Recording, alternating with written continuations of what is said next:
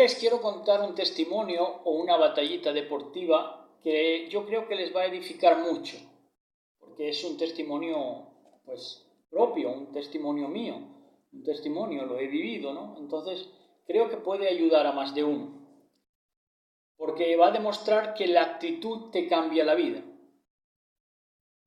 Contarles que fui invitado con un scouting, que quiere decir de estos que ojean a jugadores, pues con el scouting de un árbitro que se preparó o lo prepararon para que atisbara, para que visualizara los más destacados del campeonato del Trofeo del Alcalde, que es el campeonato que se hace pues en la ciudad.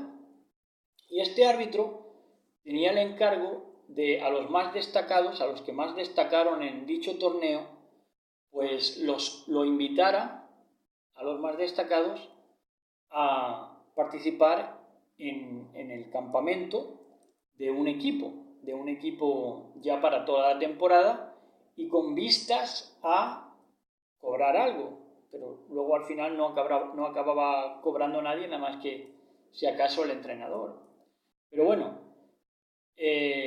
entonces él me invitó a mí, porque fui de los más destacados de ese año en el torneo, y entonces me invitaron a través de este árbitro a participar en el campamento. Campamento yo creo que ya era en las fechas de verano.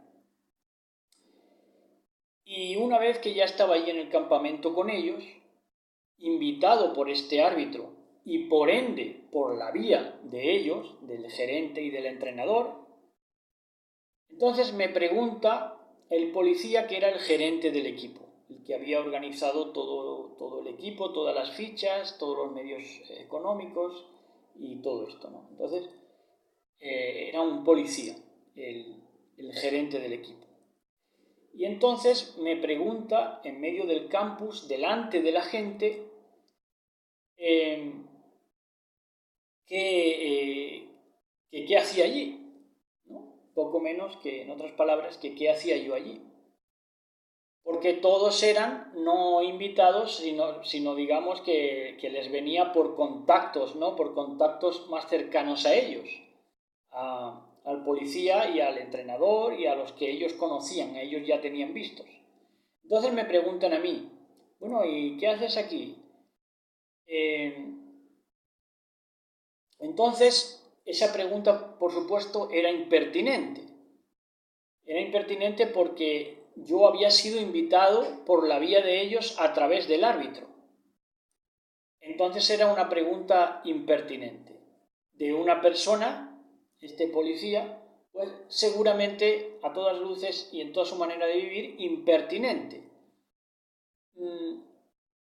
Baste señalar, para mostrar la impertinencia vital de este personaje, que le exigía demasiado al hijo durante toda la vida y lo sometía a unos entrenamientos durísimos de atarlo a ruedas para que tirara de ellos. Su hijo era una mole, era bastante gordo, bastante voluminoso, alto también, y le exigía demasiado. En la ciudad era famoso el entrenamiento al que sometía al hijo, demasiado exigente, por supuesto. Entonces, pues era un auténtico, a fin de que el hijo triunfara alguna vez en el baloncesto, ¿no? Que se dedicaron a eso y a probar, ¿no? Pero luego el hijo, por supuesto, o por desgracia, o como quieran llamarle, no llegó a nada, ¿no? O por demasiada exigencia, o porque acabó aborreciendo el baloncesto debido a los entrenamientos que le sometía el padre. El caso es que no llegó a nada.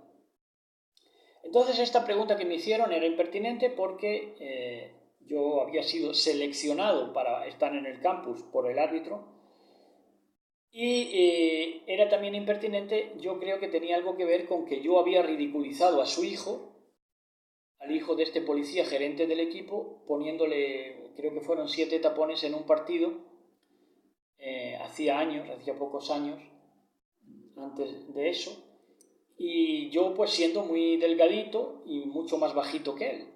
Entonces lo había ridiculizado y también por eso pues se vio animado para hacerme esa pregunta impertinente de que qué hacía yo allí en el campus cuando yo había sido invitado por el árbitro vía de ellos, ¿no? Por encargo de ellos.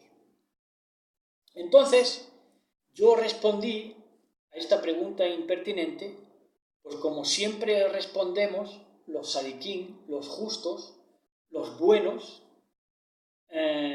ante una pregunta de tanto calado idiota, ¿no?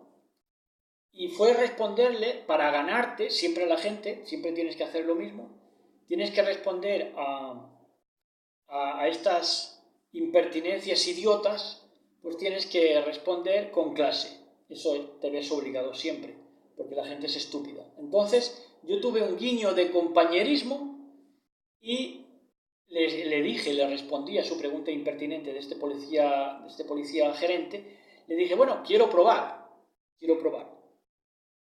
Ese quiero probar es como si yo me hubiera ido por mi cuenta allí y me hubiera colado en los entrenamientos y yo por mi cuenta dijera, quiero probar. ¿No? Me rebajaba a mí mismo. Pero cuando yo había sido invitado, por destacar ya en un torneo. Pero, ¿qué acontece aquí? Que los necios, como estos personajes, no ven que los puedes tratar de inferiores y no lo haces. De eso ellos no se dan cuenta, porque son estúpidos. Entonces tú tienes muchas ocasiones de descalificarlos, de moralmente pararte frente a ellos con tu respaldo moral, intelectual, de saber más, también muchas veces, y los puedes tratar de inferiores, y sin embargo no lo haces. Pero eso ellos no lo ven, y por tanto no pueden valorarlo, porque son estúpidos. Y eso es una constante en la vida, ¿no? Bueno, pues a las pocas semanas de estar practicando con ellos, o intentando practicar, porque uno acababa con ampollas en los pies de frenar y arrancar para desmarcarse para pedir el balón y no se lo pasaban, no me pasaban el balón. Entonces, bueno, pues al final decidieron cortarme, decidieron excluirme del equipo, cuando había sido seleccionado para estar con ellos. Bueno, pues me cortan, me excluyen y lo hacen de esta manera. El entrenador, que este tipo estaba más loco todavía que el gerente, ahora vamos a ver qué cosas hacía. El entrenador me coge después del entrenamiento y estaba yo solo y él se acerca a mí después del entrenamiento y me dice que me corta, que no cuenta conmigo porque estaban esperando a un jugador más alto, que era lo que necesitaban, y bueno, que no me tienen que dar explicaciones, me dijo textualmente este imbécil. Y, señores, me apagan las luces, me dejan allí, nada más decirme esto, y yo me quedo allí. Ahora verán pensando en qué, ¿no? Pero el caso es que me apagan las luces apagadas. Me veo allí con unos efectos especiales, esas luces apagadas y ese discurso excluyente, ese discurso cortante, nunca mejor dicho, pues me veo rodeado de unos efectos especiales para llevarme a la depresión, para pensar, no valgo, esta gente es mejor que yo y no valgo ni siquiera para probar con ellos, para rodarme con ellos, a ver si juego bien o juego mal. Pero yo respondí, en lugar de deprimirme ante este efecto especial de oscuridad y de ese discurso cortante, lacerante, pues mi respuesta es que me río en la oscuridad. Solté una enorme carcajada en medio de la oscuridad. ¿Por qué? Porque esa gente no tenía ni idea de baloncesto. El entrenador era entrenador porque era seguramente un parado, estaba desocupado y estaba tan loco que conducía mal, llevaba a los chicos a los partidos y conducía mal para luego relatar lo mal que conducía, los adelantamientos que hacía sin querer y lo cerca que estaba del accidente, hasta que un día se produjo ese accidente y tuvieron un accidente con ese entrenador imbécil. Entonces, los muchachos se ponían en riesgo, se lesionaban y además no cobraban nada. Entonces, por supuesto, acabaron mucho peor que yo. Desperdiciaron su tiempo y desperdiciaron su físico, también porque se lesionaban y encima tuvieron aquel accidente con este tipo tan imbécil. Entonces, ¿qué les quiero yo decir con esto? ¿Qué les quiero transmitir en esta mañana? Pues que cuando alguien te intente deprimir, párate y piensa de verdad en ese alguien que te está intentando llevarte a la depresión. Y entonces es cuando se te desatará la risa. Porque te encontrarás que es un majadero, que es un estúpido, que son auténticos imbéciles los que hay detrás. Y que tú, con mucha más clase que ellos, tú los has podido tratar de inferiores en muchos momentos y no lo has hecho. Entonces tienes motivos para reírte de ellos todo lo que quieras. Y hasta aquí. La actitud te cambia la vida y pone a cada uno en su sitio cuando interpretes bien cómo son las cosas y cuando mires quién hay detrás, ¿no?